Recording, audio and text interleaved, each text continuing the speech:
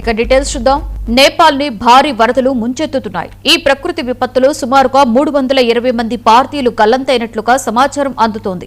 విపత్తు తీవ్రత ఎక్కువగా ఉండడంతో గల్లంతైన భారత పౌరుల కోసం సహాయక చర్యలను అధికారులు తీవ్రతరం చేశారు. మరొక వైపు పొరుగున ఉన్న చైనాలోనూ 400 మంది భారతీయులు చిక్కుకుపోవడం ఆందోళన కలిగిస్తోంది.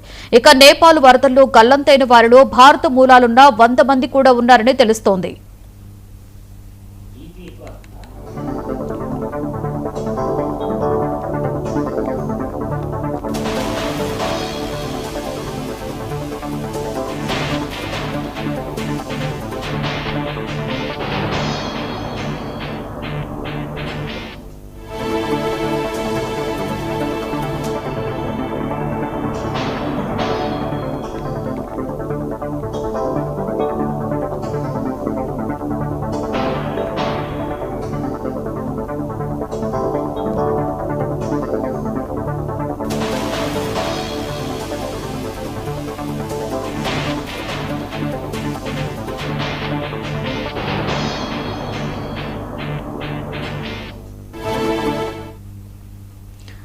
ఈ క్లిష్ట పరిస్థితిపై భారత విదేశాంగ శాఖ నిరంతరం సమీక్ష నిర్వహిస్తోంది. ఇప్పటి వరకు భారత పౌరుడు ఎవరైనా మృతి చెందినట్లు ఎలాంటి సమాచారం లేదని, కేవలం గల్లంతైన వారి వివరాలు మాత్రమే అందుబాటులో ఉన్నాయని విదేశాంగ శాఖ స్పష్టం చేసింది. నేపాల్లో చిక్కుకుపోయిన మన పౌరులను వీలైనంత త్వరగా సురక్షితంగా భారత్కు తరలిస్తామని అధికారులు హామీ ఇచ్చారు.